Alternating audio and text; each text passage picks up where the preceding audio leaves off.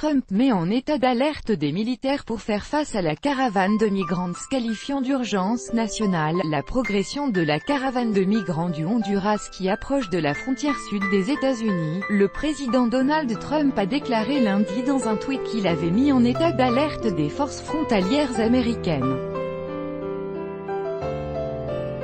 L'avancée des milliers des migrants honduriens et salvadoriens vers la frontière américaine a poussé Donald Trump à mettre les forces frontalières du pays en état d'alerte.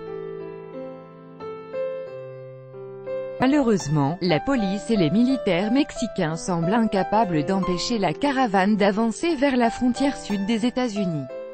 Des criminels et des personnes non identifiées originaires du Moyen-Orient y sont mêlés. J'ai averti les patrouilles et les militaires de la protection des frontières qu'il s'agit de l'urgence nationale, a-t-il écrit. Il a ajouté que pour régler la situation il fallait modifier des lois américaines. Chaque fois que vous voyez une caravane ou des personnes entrant ou tentant d'entrer illégalement dans notre pays, pensez aux démocrates et reprochez-leur de ne pas nous avoir accordé la possibilité de modifier nos lois sur l'immigration. Gardez à l'esprit les élections de mi-mandat. C'est tellement injuste envers ceux qui entrent légalement, a ajouté le président. Le président s'est dit également prêt à réduire l'aide allouée au Guatemala, au Honduras et au Salvador dont les autorités n'ont pas été en mesure d'empêcher les gens de quitter leur pays et de se rendre illégalement aux États-Unis. Nous allons maintenant commencer à couper ou à réduire considérablement l'énorme aide internationale qui leur est régulièrement versée, a écrit Donald Trump.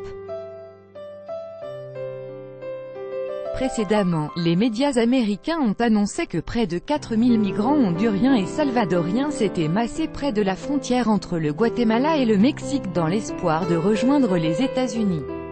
Depuis le début de sa campagne électorale, Donald Trump promet régulièrement de durcir la politique migratoire américaine et de renforcer les contrôles à la frontière sud des États-Unis. Il avait signé un décret sur la construction d'un mur à cette frontière 5 jours après la cérémonie de son investiture. Toutefois, le Congrès américain n'a toujours pas débloqué les fonds requis pour ce projet.